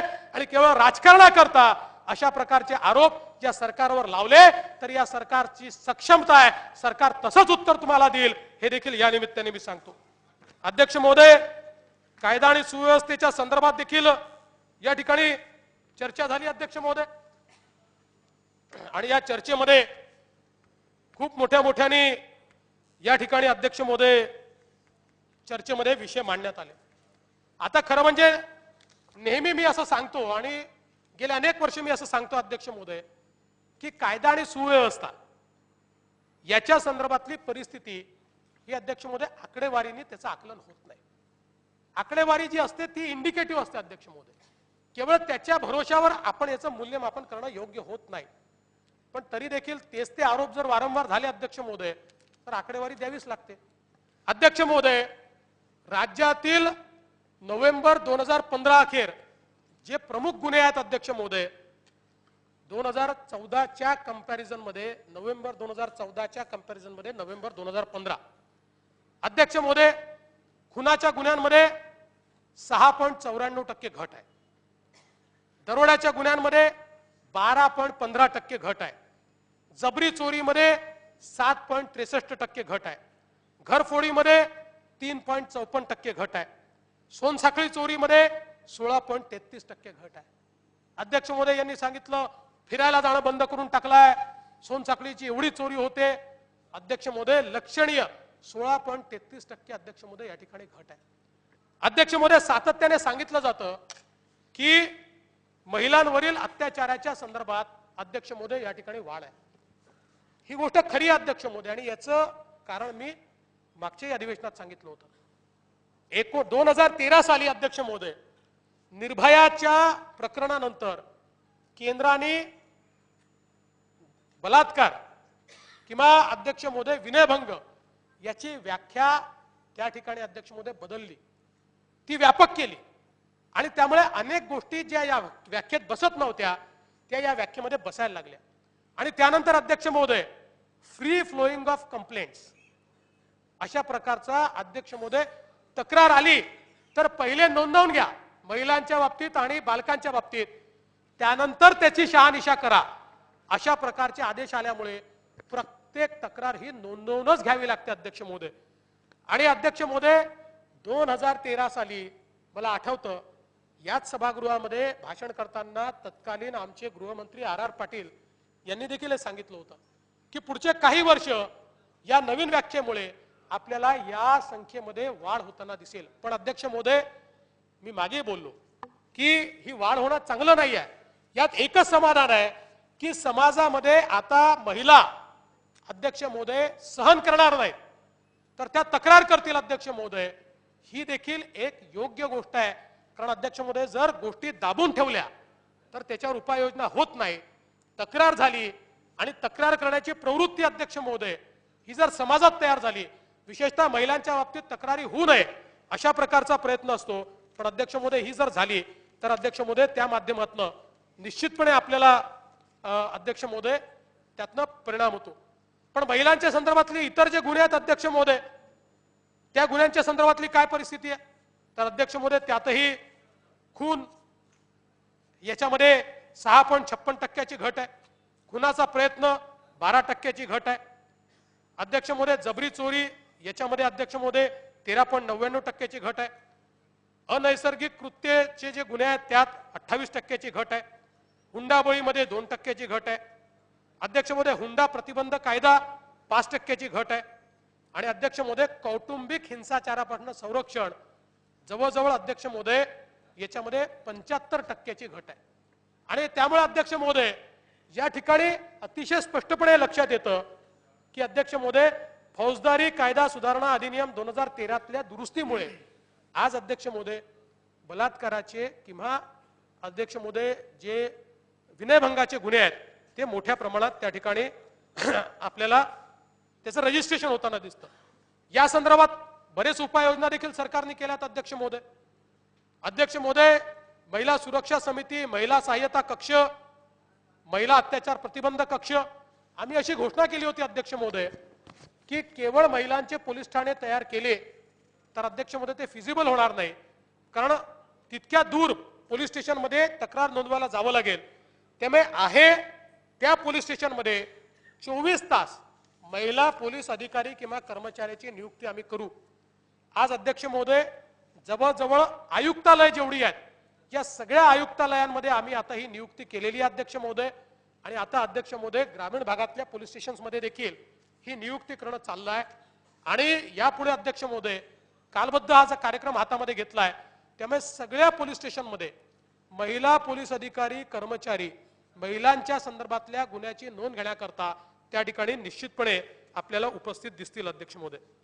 यासोबत अध्यक्ष महोदय काही महिलांच्या सुरक्षिततेकरता काही ॲप देखील तयार करण्यात आलेले आहेत अध्यक्ष महोदय। आणि या ज्या ॲप आहेत अध्यक्ष महोदय, नवी मुंबईने सिटीजन कॉप नावाची ॲप तयार केली आहे, अमरावती शहराने आय वॉच पोलीस ॲप तयार केली आहे, नागपूर शहराने आय वॉच तयार केलेली आहे, ठाणे शहराने तयार केलेली आहे, ठाणे ग्रामीणने तयार केलेली आहे, नागपूर ग्रामीणने कोशिश तयार केलेली आहे, बीडने तयार केलेली आहे, अकोल्याने दृष्टी नावाची तयार केली आहे। या ॲप्सच्या माध्यमातून अध्यक्ष महोदय मोठ्या प्रमाणात महिलांना एक सिंगल क्लिकवर त्या जर अडचणीत असतील तर पोलीस स्टेशनमध्ये अध्यक्ष महोदय त्याचा थेट संदेश गेला पाहिजे। जीपीएस जीपीआरएस याच्या माध्यमातून त्याचं इंटिग्रेशन करण्यात आलेलं अध्यक्ष महोदय आणि त्याचं लोकेशन हे तात्काळ त्या ठिकाणी कळायला पाहिजे आणि अर्ली रिस्पॉन्स देता आला पाहिजे। अशा प्रकारच्या अनेक ॲप तयार झाले आहेत, पण संपूर्ण महाराष्ट्राकरता देखील अध्यक्ष महोदय एक ॲप तयार करण्याचा आमचा आता प्रयत्न चाललेला आहे। ती जवळपास त्याचं टेस्टिंग आम्ही करतो आहोत आणि त्या माध्यमातून महिला सुरक्षेच्या संदर्भात अध्यक्ष महोदय निश्चितपणे आपण प्रयत्न करू। आतापर्यंत या ज्या ॲप आहेत अध्यक्ष महोदय 1,27,526 महिलांनी डाउनलोड केले आहेत आणि अध्यक्ष महोदय 73,681 लोकांनी याचा आतापर्यंत उपयोग केला अध्यक्ष महोदय। जवळजवळ 17,808 तक्रारी आणि खबरीची माहिती अध्यक्ष महोदय ॲपच्या माध्यमातून या ठिकाणी देण्यात आली आहे। अध्यक्ष महोदय अनुसूचित जाती व जमातीच्या लोकांवरच्या अत्याचाराच्या संदर्भात देखील परिस्थिती काय आहे अध्यक्ष महोदय? राज्यातील या दलित अत्याचाराच्या ज्या महत्त्वाचे शीर्षक आहेत त्याच्यामध्ये खून 8% कमी झाले आहेत अध्यक्ष महोदय। जाळपोळ हा मेजर गुन्हा SC STच्या संदर्भात घडत होता अध्यक्ष महोदय, 20% त्याच्यामध्ये घट आहे। जबरी चोरी 40% त्याच्यामध्ये घट आहे। उद्देशपूर्वक सार्वजनिक ठिकाणी अनुसूचित जाती जनजातीच्या व्यक्तीला अपमानास्पद वागणूक देणे 13% घट आहे अध्यक्ष महोदय आणि इतर गोष्टींमध्ये 2.44% घट आहे। त्यामुळे अध्यक्ष महोदय या ठिकाणी दलित आदिवासींवर सातत्याने कारवाई त्यांच्या विरुद्ध गुन्हे वाढले आहेत ही वस्तुस्थिती नाही आहे, पण अध्यक्ष महोदय याबद्दल राज्य सरकार संवेदनशील आहे। सेन्सिटाइज करण्याचा प्रयत्न आमचा सातत्याने चालला आहे। अनुसूचित जातीच्या बाबत अध्यक्ष महोदय कायद्याची अंमलबजावणी प्रभावीपणे व्हावी असा प्रयत्न आहे। प्रतिबंधात्मक कारवाई मोठ्या प्रमाणात केली आहे अध्यक्ष महोदय आणि त्यासोबत अध्यक्ष महोदय आदिवासींच्या संदर्भात अध्यक्ष महोदय केवळ गुन्ह्यांच्या संदर्भात नाही तर इतर सर्व संबंधात अध्यक्ष महोदय लवकरच आदिवासी आमदारांची एक समिती अध्यक्ष महोदय जी कायदेशीर समिती आहे ही समिती आम्ही गठीत करणार आहोत अध्यक्ष महोदय आणि या माध्यमातून केवळ अत्याचाराच्याच घटना नाही तर इतर सर्व ज्या गोष्टी आहेत या संदर्भात आदिवासी समाजाकरता जे कायदे आपण केले आहेत त्याची प्रभावी अंमलबजावणी ही कशा प्रकारे आपल्याला करता येईल राजू भाऊ त्या संदर्भातला प्रयत्न निश्चितपणे राज्य सरकार या निमित्ताने करेल हे मी आपल्याला आश्वस्त करतो। आज अध्यक्ष महोदय ज्या वेगवेगळ्या बाबी या ठिकाणी आपल्या समोर आल्या त्यात एक विशेषत्वाने अध्यक्ष महोदय गोष्ट मला नमूद करायची आहे। अध्यक्ष महोदय सातत्याने नागपूर हे क्राईम कॅपिटल झालंय। आजकाल अध्यक्ष महोदय जो उठतो तो नागपूरवरच बोलतो, बरं आहे त्या निमित्ताने अध्यक्ष महोदय नागपूर सगळ्यांना आता दिसायला लागलं, पण अध्यक्ष महोदय नागपूरच्या चांगल्या गोष्टी सांगायच्या सोडून जणू काही नागपूर क्राईम कॅपिटल झालाय। विरोधी पक्षनेते तर रोज अध्यक्ष महोदय Nagpur crime capital, Nagpur crime capital. अध्यक्ष महोदय खरं म्हणजे मी आपल्याला स्पष्टपणे आणि नम्रपणे या ठिकाणी सांगू इच्छितो, अध्यक्ष महोदय खून अध्यक्ष महोदय खुनाच्या संदर्भात अध्यक्ष महोदय मागच्या वर्षी जानेवारी ते नोव्हेंबर 95 खून झाले होते अध्यक्ष महोदय। या जानेवारी ते नोव्हेंबर मध्ये 75 झाले आहेत अध्यक्ष महोदय, त्याच्यामध्ये घट आहे। खुनाचा प्रयत्न अध्यक्ष महोदय याच्यामध्ये देखील अध्यक्ष महोदय 7 ने घट आहे। त्यानंतर अध्यक्ष महोदय दंगा याच्यामध्ये अध्यक्ष महोदय 23 ने घट आहे। त्यानंतर सरकारी नोकरांवर हल्ला 21 ने घट आहे। जबरी चोरी याच्यामध्ये 52 ने घट आहे। अध्यक्ष महोदय ज्याला प्रमुख गुन्हे म्हणतात या सगळ्या गुन्ह्यांमध्ये लक्षणीय घट अध्यक्ष महोदय नागपूर शहरामध्ये आपल्याला पाहायला मिळतं। वाढ कशामध्ये आहे अध्यक्ष महोदय? मी मगाशी सांगितलं आणि मी मुद्दाम नागपूरच्या अनुभवातनं राज्यात काय चाललंय हे आपल्याला या ठिकाणी सांगू इच्छितो अध्यक्ष महोदय. अध्यक्ष महोदय, त्याच्यासोबत अजूनही बाकी जे गुन्हे आहेत, सोनसाखळीची चोरी याच्यामध्ये घट आहे, दरोडा याच्यामध्ये घट आहे, दरोड्याची तयारी याच्यामध्ये घट आहे, घरफोडी याच्यामध्ये घट आहे अध्यक्ष महोदय. अध्यक्ष महोदय, मुळामध्ये महिलांविरुद्धचे जे गुन्हे आहेत त्याच्यामध्ये आपल्याला वाढ पाहायला मिळते. अध्यक्ष महोदय, 95 वरनं ते 153 वर गेले आहेत. का गेले आहेत अध्यक्ष महोदय? ते एकाच कारणाने गेले आहेत की आपण जी व्याप्ती वाढवली त्या व्याप्तीमुळे अध्यक्ष महोदय आज बघा, आता याचं जर आपण फोड केली 153 ची, तर यातले 59 गुन्हे कसे आहेत? लग्नाचं आमिष दाखवून अध्यक्ष महोदय शरीर संबंध ठेवले, हे 59 गुन्हे. यापूर्वी अध्यक्ष महोदय थेट अशा प्रकारची तक्रार केल्यानंतर बलात्काराची नोंद व्हायची नाही. अध्यक्ष महोदय आता ती नोंद करावी लागते. 9 गुन्हे नोकरीचे आमिष देऊन शरीर संबंध ठेवणे, 24 गुन्हे जुने संबंधानंतर लग्नास नकार देणे, 35 गुन्हे अध्यक्ष महोदय या नवीन व्याप्तीमुळे, आणि अध्यक्ष महोदय इतर जे आहेत हे एकूण 21 गुन्हे. म्हणजे आपण जर अध्यक्ष महोदयाचं विश्लेषण केलं तर अध्यक्ष महोदय यातले 90% गुन्हे असे आहेत की जे जुन्या कायद्याप्रमाणे अध्यक्ष महोदय कदाचित बलात्काराच्या व्याख्येत बसले नसते अध्यक्ष महोदय, पण आज ते बसतायत आणि त्यामुळे अध्यक्ष महोदय तो नंबर वाढतोय. आणि 90% ओळखीच्या माणसाकडनं घडलेले गुन्हे आहेत, लग्नाचं आमिष दाखवून, जुन्या संबंधानंतर लग्नाला नकार देऊन, नोकरीचं आमिष दाखवून. आणि त्यामुळे अध्यक्ष महोदय हे गंभीरच आहे, हे काही चांगलं आहे असं बिलकुल मत नाही. पण अध्यक्ष महोदय याच्यातनं सेन्सिटायझेशन होत आहे. हा कायदा तयार करताना त्याच्या मागची भूमिका ही आहे की महिलांवरच्या गुन्ह्याच्या बाबतीत टोटल इनटॉलरन्स असला पाहिजे, आणि म्हणून छोटीशी घटना घडली तरी त्यात कडक शिक्षा झाली पाहिजे, अशा भावनेतनं हे कायदे तयार केले अध्यक्ष महोदय. आणि म्हणून अध्यक्ष महोदय या ठिकाणी नागपूरला क्राईम कॅपिटल म्हणत असताना यांनी जर आकडेवारी तपासली असती अध्यक्ष महोदय, आज अध्यक्ष महोदय प्रतिबंधात्मक कारवाई आपण जर बघितली अध्यक्ष महोदय, नागपूरमध्ये सर्वात जास्त प्रतिबंधात्मक कारवाई अध्यक्ष महोदय या ठिकाणी झाली आहे. इतक्या मोठ्या प्रमाणात कधीच झाली नव्हती अध्यक्ष महोदय. 34 गुन्हेगारांवर एमपीडीएची कारवाई झाली आहे. यांच्या 10 वर्षाच्या इतिहासात केली नाही एवढी कारवाई अध्यक्ष महोदय यांनी. अध्यक्ष महोदय 80 आरोपींवर मोका लावलाय अध्यक्ष महोदय. त्याचबरोबर अध्यक्ष महोदय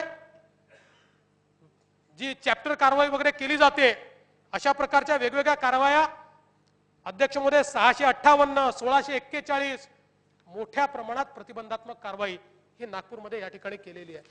पण अध्यक्ष महोदय यातला प्रश्न एवढाच आहे की मी नागपूरचा असल्यामुळे अलीकडच्या काळामध्ये नागपुरात कुठली घटना घडली की नागपूरला क्राईम कॅपिटल म्हणून दाखवायचं. आणि मग गृहमंत्री काय करतात? आता आपल्याला आश्चर्याची एक गोष्ट सांगतो अध्यक्ष महोदय, सभागृहालाही माहिती झालं पाहिजे. एक दिवस अध्यक्ष महोदय नागपूरच्या संदर्भात बातमी यायला लागली की नागपूर क्राईम कॅपिटल झालाय. एका मुलानं आपल्या प्रेयसीला जाळून मारून टाकलं आणि 2 दिवस न्यूज चालली. सुदैवाने अध्यक्ष महोदय ती मुलगी वाचली आणि तिचं बयान घेतलं. तिने बयानामध्ये असं सांगितलं की माझ्या घरी माझी काही व्हॅल्यू नाही, घरच्यांशी माझं भांडण होतं आणि म्हणून मी ठरवलं की आता या जीवनात काही राहिलं नाही, आत्महत्या करायचं ठरवलं. ऑटोमध्ये बसली, पेट्रोल पंपावर गेल्यानंतर त्या ऑटोवाल्याला सांगितलं की माझी स्कूटी बंद पडली आहे म्हणून मला पेट्रोल घेऊन दे. त्यांनी पेट्रोल घेऊन दिलं. फुटाळा तलावापाशी मला बंद हॉटेल माहिती होतं, तिथे मी गेली आणि त्या ठिकाणी मी आपल्या अंगावर पेट्रोल टाकून स्वतःला जाळून घेतलं. आणि अध्यक्ष महोदय त्याच वेळी एका मुलानं त्याच भागामध्ये आत्महत्या केली.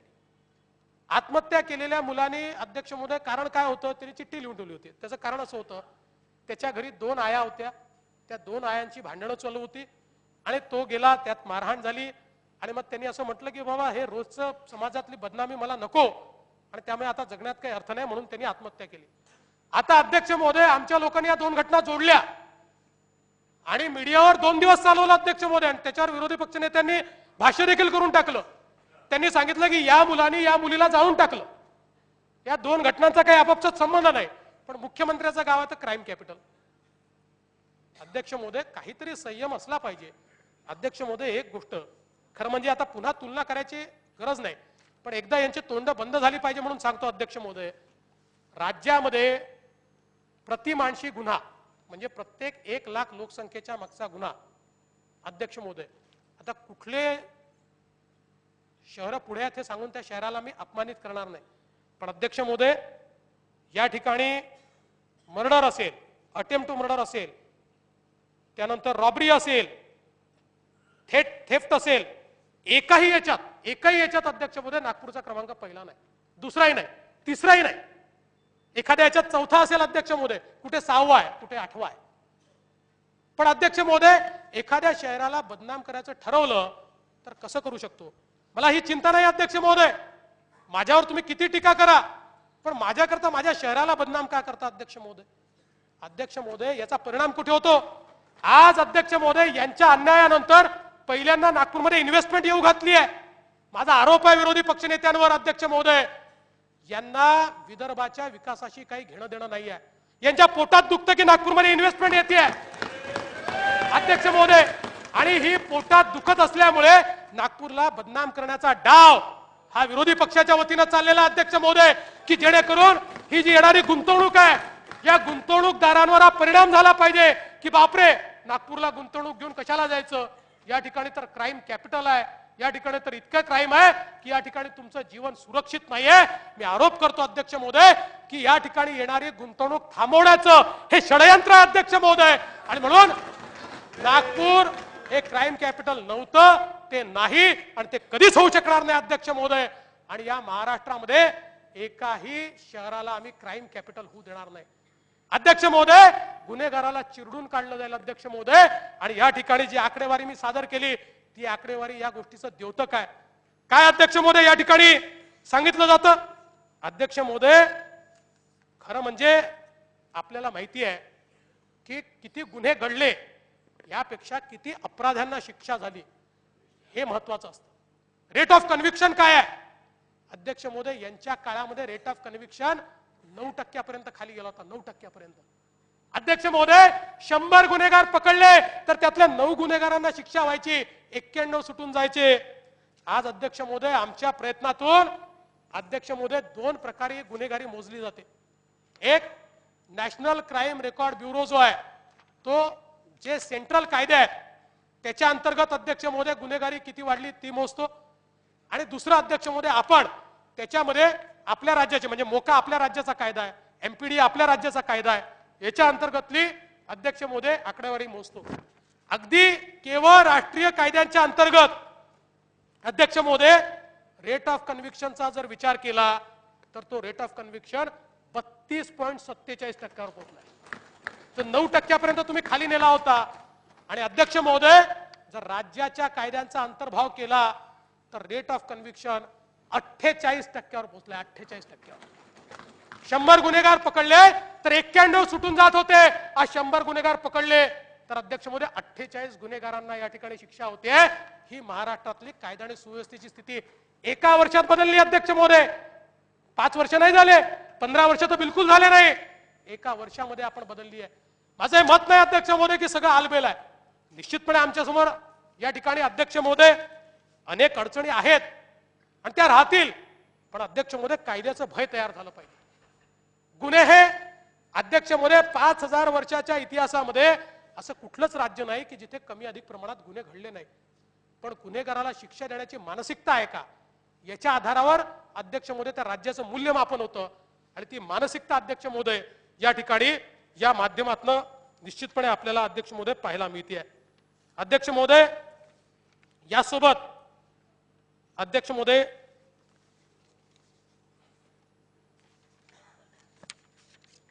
नक्षलवादाच्या संदर्भात अध्यक्ष महोदय या ठिकाणी विषय मांडला, आणि काय सांगितलं आमच्या विरोधी पक्ष नेत्यांनी की अध्यक्ष महोदय ते केंद्रीय मंत्री आले आणि त्यावेळी तिकडे फार मोठ्या प्रमाणात गोळीबार चालू होता आणि तुमच्या काळात नक्षलवाद वाढतोय.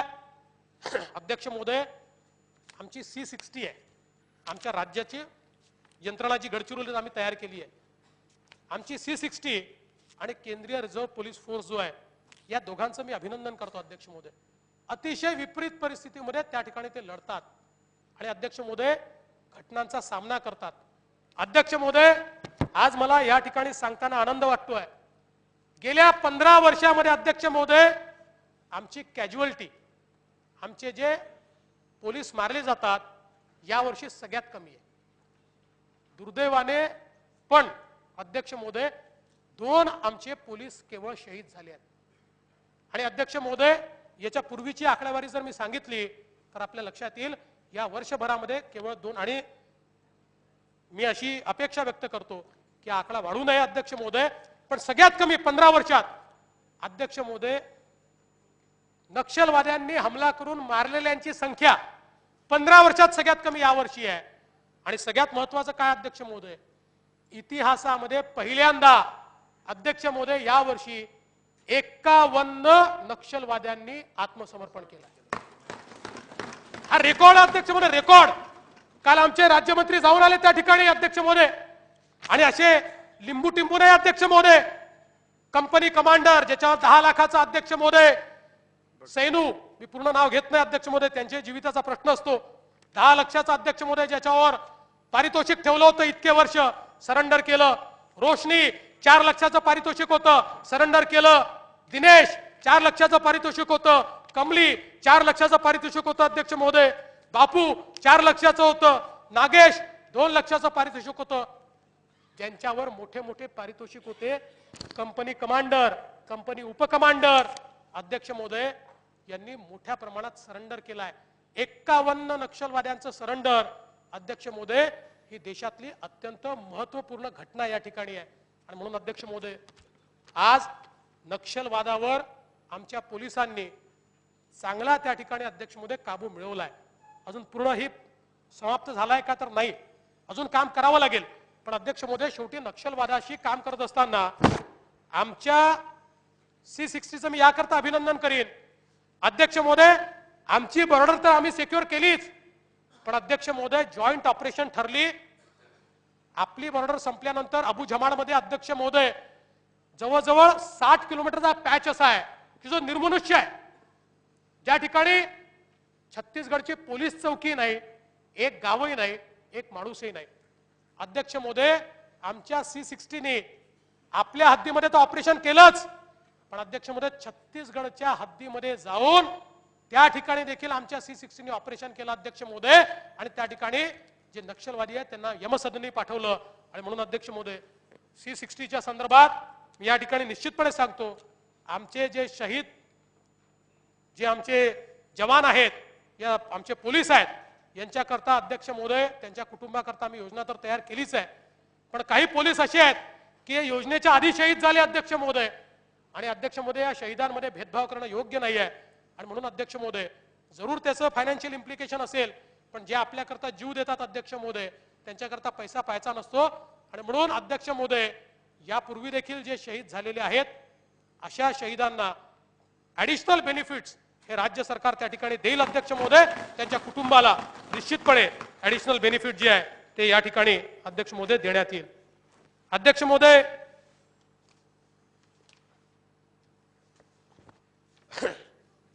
डान्स बार बंदीच्या संदर्भात या ठिकाणी आमच्या अजितदादांनी फार जोरदारात वक्तव्य केलं। खरं म्हणजे अध्यक्ष महोदय एक गोष्ट ही लक्षात घेतली पाहिजे, अध्यक्ष महोदय या डान्स बार बंदीच्या विधेयकावर आम्ही विरोधी पक्षात असताना आम्ही कधीच राजकारण केलं नाही, पूर्ण सहकार्य केलं अध्यक्ष महोदय। ज्या ज्या वेळी अध्यक्ष महोदय तत्कालीन मंत्र्यांनी आम्हाला मदत मागितली, सन्माननीय R.R. पाटील साहेबांनी, आम्ही अध्यक्ष महोदय बिना चर्चेचं अध्यक्ष महोदय त्यांचं अभिनंदन करून, सुधीर भाऊ तुम्ही अभिनंदन केलं, मी अभिनंदन केलं, कारण अध्यक्ष महोदय आम्हाला हे जे डान्स बार आहे हे तत्वतः मान्य नाही, या सरकारची स्पष्ट भूमिका आहे। ठीक आहे, सुप्रीम कोर्टाचा आदेश आहे, त्याच्या आदेशाचं पालन आपल्याला करावं लागतं अध्यक्ष महोदय, पण अध्यक्ष महोदय काही गोष्टी मी या ठिकाणी लक्षात आणून देतो, कारण ज्याला जो वाटलं तो आरोप लावतो अध्यक्ष महोदय। अध्यक्ष महोदय यापूर्वी देखील सुप्रीम कोर्टानं अध्यक्ष महोदय या ठिकाणी 2013 साली अध्यक्ष महोदय ही आपला जो कायदा आहे तो कायदा अध्यक्ष महोदय रद्दबातल केला होता। त्यानंतर अध्यक्ष महोदय खरं म्हणजे या ठिकाणी नवीन कायदा आणला पाहिजे अशा प्रकारचा विचार त्या ठिकाणी समोर आला। आज हे आम्हाला सांगतात अध्यक्ष महोदय अध्यक्ष महोदय, सर्वोच्च न्यायालयाचा दिनांक 16/7/2013च्या निर्णयाच्या विरुद्ध पुनरावलोकन जी याचिका होती ती न्यायालयात दाखल करू नये असा अभिप्राय राज्याच्या महाधिवक्त्यांनी 2/9/2013च्या पत्रान्वये शासनाला दिला होता। तर सर्वोच्च न्यायालयाने दिलेला निर्णय लक्षात घेता अध्यक्ष महोदय, या संदर्भात रेग्युलेशनचा कायदा हा नव्याने आणावा अशा प्रकारचा अध्यक्ष महोदय तेव्हाच्या ॲडव्होकेट जनरलनी सांगितलं होतं।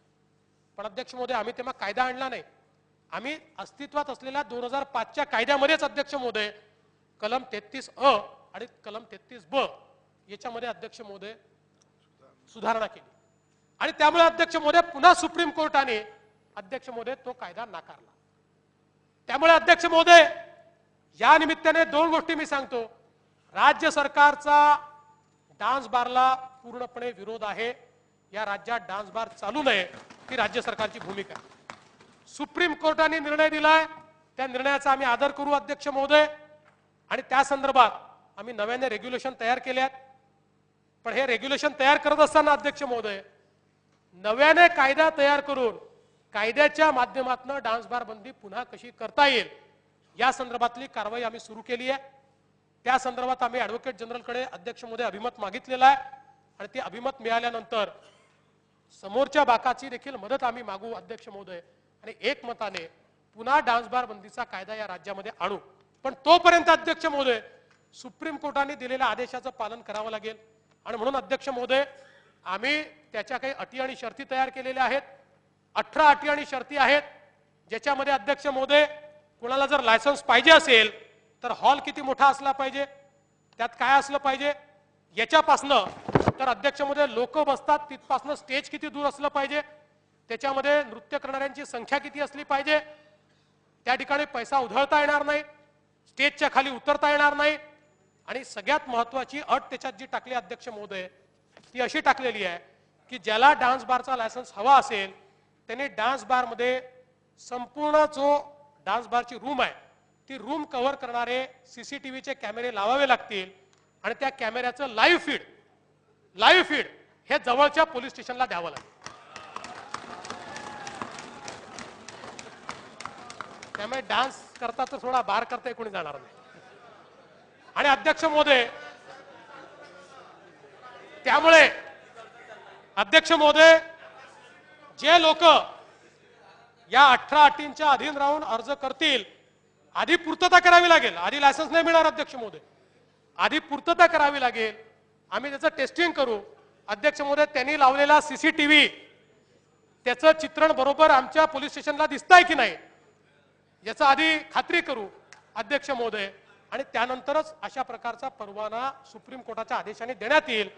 अध्यक्ष महोदय, मुंबई पोलिसांकडे जे अर्ज आले त्या अर्जापैकी आता 34 अर्ज या सुविधा नसल्यामुळे मुंबई पोलिसांनी नाकारलेले आहेत। त्यामुळे अध्यक्ष महोदय या ठिकाणी आता तरी लायसन्स दिलेला नाही, 34 अर्ज नाकारलेले आहेत। यापुढे ज्याला अर्ज करायचा असेल या सगळ्या सुविधा करून सीसीटीव्ही लावून त्यांनी तो अर्ज केला तर त्याचा मेरिटवर अध्यक्ष महोदय या ठिकाणी निश्चितपणे विचार जो आहे हा विचार आपण करू। अध्यक्ष महोदय, यासोबत पोलीस विभागाच्या संदर्भात अध्यक्ष महोदय महत्त्वाचे काही निर्णय आपण घेतले। विशेषतः अध्यक्ष महोदय मुंबईच्या सीसीटीव्हीच्या संदर्भात 6 वर्ष अध्यक्ष महोदय निर्णय नाही होऊ शकला। 2008 साली हल्ला झाला, अध्यक्ष महोदय 6 वर्ष चरवित चरवण हे करत राहिले। मी अध्यक्ष महोदय राज्याच्या मुख्य सचिवांचं अभिनंदन करेन, त्यांच्या समितीला पूर्ण आम्ही अधिकार दिले अध्यक्ष महोदय आणि तातडीनं त्या समितीने निर्णय घेतला अध्यक्ष महोदय आणि त्या ठिकाणी हे सरकार आल्यानंतर 3 महिन्याच्या आत अध्यक्ष महोदय मुंबईच्या सीसीटीव्हीचा वर्क ऑर्डर दिला आणि एक झोन सरकारला 1 वर्ष पूर्ण व्हायच्या आत आम्ही पूर्ण केला अध्यक्ष। एक झोन त्या ठिकाणी त्याचं लोकार्पण केलं आणि सरकारला दुसरं वर्ष पूर्ण व्हायच्या आत राम शिंदे साहेब आपण संपूर्ण मुंबई ही सीसीटीव्हीच्या सर्व्हिलन्स खाली आणू। पुण्याचा सीसीटीव्ही सर्व्हिलन्स आमच्या सरकारने आल्यानंतर तो पूर्ण केला। देशातलं पहिलं शहर आहे अध्यक्ष महोदय 100% सीसीटीव्हीच्या सर्व्हिलन्स खाली आलाय आणि त्याच्यातनं नंबर प्लेट रिकॉग्निशन असेल अध्यक्ष महोदय। आज खरं म्हणजे वेळेची कमतरता आहे, नाहीतर पुण्याच्या क्राईमवर त्याचा किती परिणाम झाला आहे याची उदाहरणं अध्यक्ष महोदय या ठिकाणी मी सांगितली असती. नाशिकला आम्ही करणार आहोत, नागपूरला आम्ही करणार आहोत. अध्यक्ष महोदय, सेफ सिटी हा आमचा प्रोजेक्ट आहे. Every smart city has to be safe city. त्यामुळे सगळ्या महत्त्वाच्या शहरांमध्ये सीसीटीव्हीचा प्रोजेक्ट जो आहे अध्यक्ष महोदय हा आम्ही या ठिकाणी टप्प्याटप्प्यानं कार्यान्वित करणार आहोत. यासोबत एक अजून गोष्ट सांगितली पाहिजे अध्यक्ष महोदय, केंद्र सरकारने सीसीटीएनएसचा कार्यक्रम म्हणजे काय, प्रत्येक पोलीस स्टेशन ऑनलाईन गेलं पाहिजे, प्रत्येक पोलीस स्टेशन पेपरलेस झालं पाहिजे आणि प्रत्येक पोलीस स्टेशनमध्ये FIR हा अध्यक्ष महोदय इलेक्ट्रॉनिकलीच त्याची नोंद झाली पाहिजे, अशा प्रकारचा त्यांनी निर्णय घेतला. एकही राज्याने ते केलं नाही. आपल्याही राज्यात ते रखडलं होतं अध्यक्ष महोदय. आमचं सरकार आल्यानंतर मी अध्यक्ष महोदय या ठिकाणी आपले जे ACS होम आहेत अध्यक्ष महोदय त्यांचं अभिनंदन करेन की अध्यक्ष महोदय त्यांनी स्वतः त्याच्यामध्ये रस घेतला आणि अध्यक्ष महोदय CID या विभागातल्या अधिकाऱ्यांनी अतिशय वेगानं काम केलं अध्यक्ष महोदय. आणि मला सांगताना आनंद वाटतो, पहिलं पोलीस स्टेशन हे सरकार आल्यानंतर साधारण 5 महिन्याच्या कालावधीनंतर ऑनलाईन केलं आणि अध्यक्ष महोदय सरकारला 1 वर्ष पूर्ण व्हायच्या आत राज्यातल्या सगळ्या पोलीस स्टेशनमध्ये आपण सीसीटीएनएसचा कार्यक्रम पूर्ण केला अध्यक्ष महोदय, तो गो लाईव्ह केला. आज महाराष्ट्रातल्या सगळ्या पोलीस स्टेशनमध्ये अध्यक्ष महोदय ऑनलाईन FIR घेण्याची सोय आहे. ही गोष्ट खरी आहे की काही पोलीस स्टेशनमध्ये अजूनही अध्यक्ष महोदय ऑनलाईन घेत असताना ते आधी कागदावर लिहितात आणि मग ऑनलाईन करतात, कारण अनुभवाची कमतरता आहे. पण अध्यक्ष महोदय सगळ्या पोलीस स्टेशनला सांगितलं आहे की 1 जानेवारीपासून सरप्राईज चेक हा अध्यक्ष महोदय पोलीस विभागाच्याच वतीनं केला जाईल. आणि अध्यक्ष महोदय ज्या ठिकाणी ऑनलाईन अशा प्रकारचा FIR रजिस्ट्रेशन चाललेलं नाही आहे त्याची नोंद घेण्यात येईल. यासोबत अध्यक्ष महोदय FIR नोंद झाल्याबरोबर त्या FIRचा SMS हा ज्यांनी FIR नोंद केली त्याला जाणार आहे अध्यक्ष महोदय. आणि त्याची कॉपी जर तो व्हॉट्सअपवर असेल अध्यक्ष महोदय तर FIR ची कॉपी देखील व्हॉट्सअपवर आपण ज्यांनी FIR दाखल केला त्याला त्या ठिकाणी देणार आहोत. आणि आता या सीसीटीएनएसचा दुसरा भाग आहे अध्यक्ष महोदय, तो आहे सिटीजन्स पोर्टल, ज्याचे काम आम्ही करतोय. आणि या सिटीजन्स पोर्टल झाल्यानंतर संपूर्ण पोलीस विभाग हा ऑनलाईन येईल. कुठलीही परमिशन ही पोलीस विभागाला आपल्याला जाऊन मागावी लागणार नाही, तर या पोर्टलच्या माध्यमातून सगळे अर्ज आपल्याला करता येतील, पैसे आपल्याला भरता येतील आणि त्या परमिशनचे आपल्याला घेता येतील. अध्यक्ष महोदय ही पूर्णपणे कार्यान्वित झाल्यानंतर गणेश उत्सवाच्या परमिशन करता देखील अध्यक्ष महोदय पोलीस स्टेशनच्या चक्रा माराव्या लागणार नाहीत. आणि म्हणून अध्यक्ष महोदय याही संदर्भात 1 वर्षाच्या कालावधीमध्ये अध्यक्ष महोदय हे पथदर्शी काम आपण केलंय. अध्यक्ष महोदय 63 नवीन पोलीस ठाणे अध्यक्ष महोदय या ठिकाणी तयार करायचं ठरलं होतं. गेल्या सरकारनं अध्यक्ष महोदय 11 पोलीस ठाणे केवळ तयार केले. 1 वर्षाच्या कालावधीमध्ये आपल्या सरकारनं 49 नवीन पोलीस ठाणे तयार केले 1 वर्षाच्या कालावधीत अध्यक्ष महोदय. त्यासोबत अध्यक्ष महोदय रिक्त पदांच्या संदर्भात आपण अध्यक्ष महोदय 10,443 नवीन पद अध्यक्ष महोदय आणि मुंबई पोलीस आयुक्ताच्या अधीनस्थ 1500 पद असे एकूण अध्यक्ष महोदय आणि पोलीस अकादमीला 100 पद असे 12,043 नवीन पद अध्यक्ष महोदय या ठिकाणी आपण तयार केले आहेत आणि ते भरण्याची कारवाई देखील या ठिकाणी आपण अध्यक्ष महोदय सुरू केलेली आहे. अध्यक्ष महोदय खरं म्हणजे या ठिकाणी मी आमच्या बावनकुळे जी माझ्या बाजूला बसल्यात त्यांचे अभिनंदन करीन. पोलीस ठाण्यांना अध्यक्ष महोदय जागा मिळत नव्हत्या.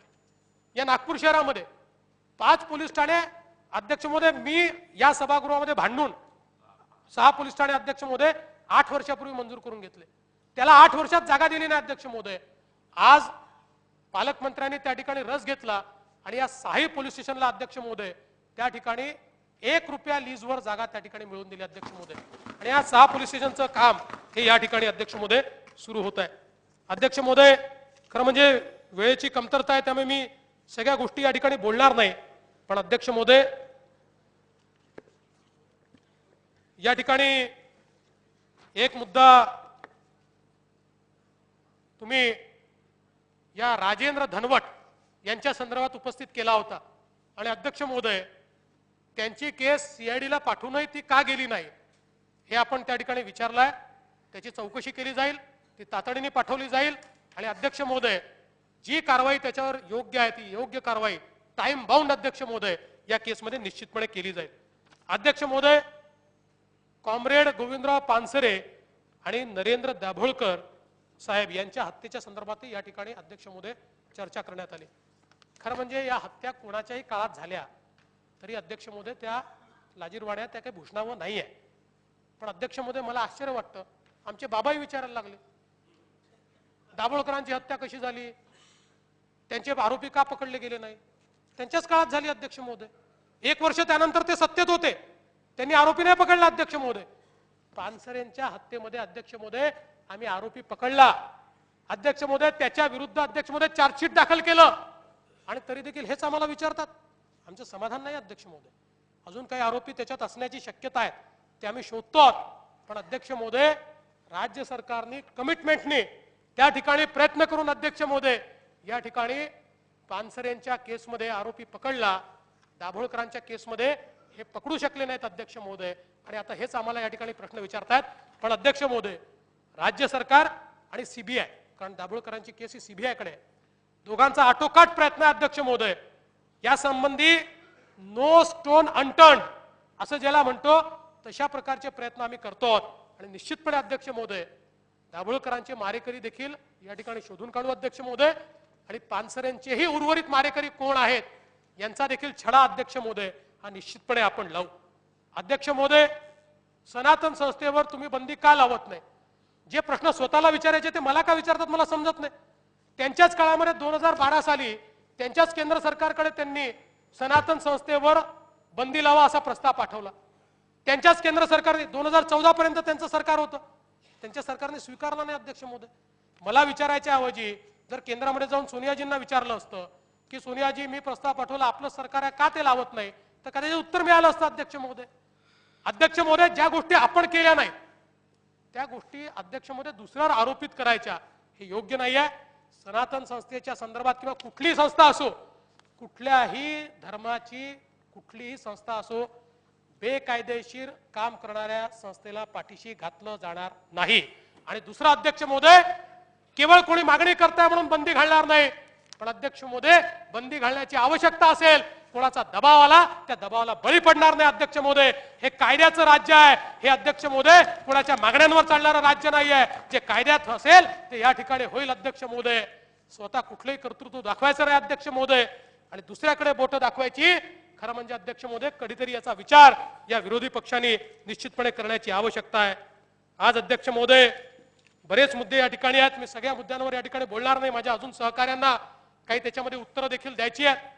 एकच गोष्ट सांगतो अध्यक्ष महोदय, डाळीचा विषय असो, कायदा सुव्यवस्थेचा विषय असो, राज्य सरकारने 1 वर्षामध्ये केलेली कामगिरी ही पथदर्शी अध्यक्ष महोदय। आमचं बिलकुल मत नाही की कायदा आणि सुव्यवस्था एकदम उत्तम झाली, गुन्हे संपले, पण अध्यक्ष महोदय 15 वर्ष तुम्ही आम्हाला या ठिकाणी जो वारसा दिला, ज्या प्रकारे 15 वर्ष गुन्हेगारांना तुम्ही पोसलं, ज्या प्रकारे त्यांना तुम्ही शरण दिली, 1 वर्षामध्ये अध्यक्ष महोदय याच्यावर नियंत्रण हे पूर्णपणे अध्यक्ष महोदय मिळू शकत नाही। अनेक तडीपार गुन्हेगारांची तडीपारी तुम्ही कॅन्सल केली अध्यक्ष महोदय, त्याची यादी या ठिकाणी मी देतो अध्यक्ष महोदय। ही जी आज अवस्था झाली आहे राज्याची जबाबदार तुम्ही आहात, पण केवळ तुम्हाला जबाबदार ठरवणार नाही, आमच्यात शक्ती अध्यक्ष महोदय। मला हे म्हणतात अध्यक्ष महोदय या ठिकाणी मी राजीनामा दिला पाहिजे आणि मी हे मला म्हणतात की तुम्ही गृह विभागाची का सांभाळता, कुठल्या तरी सहकार्याला द्या। अध्यक्ष महोदय माझे सगळेच सहकारी गृह विभाग सांभाळायला सक्षम आहे, तो प्रश्न नाही आहे, पण यांची मागणी काय, गुन्ह्यांकरता मागणी नाही आहे, यांना भीती आहे यांच्या विरुद्धच्या ज्या चौकशा चाललेल्या आहेत अध्यक्ष महोदय, या चौकशांमध्ये यांना जेलमध्ये जायची वेळ येऊ शकते, म्हणून त्यांना ही भीती आहे की मुख्यमंत्र्याच्या अधिपत्याखाली या चौकशा जर होत राहिल्या तर अध्यक्ष महोदय त्या चौकशांचं जे गांभीर्य आहे अध्यक्ष महोदय ते अधिकाऱ्यांवर देखील प्रामुख्याने राहील। आणि म्हणून या ठिकाणी अध्यक्ष महोदय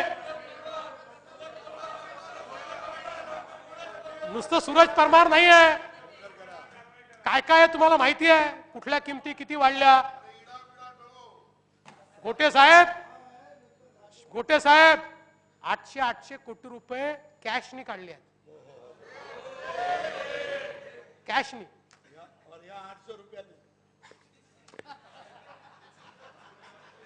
त्यामुळे अध्यक्ष महोदय, हे मला गृहमंत्री पद सोडा केवळ एवढ्या करता म्हणतात की यांना स्वतःचा बचाव करायचा आहे. पण हे लक्षात ठेवा अध्यक्ष महोदय, मी पार्ट टाइम नाही, मी फुल टाइम गृहमंत्री आहे. आणि कुठल्याही परिस्थितीत गुन्हेगार किती मोठा असो, त्याचं राजकीय वजन किती असो, जर गुन्हा केला असेल अध्यक्ष महोदय, तर त्या गुन्हेगाराला शासन केल्याशिवाय आमचं सरकार थांबणार नाही. एवढंच सांगतो आणि माझं बोलणं संपवतो.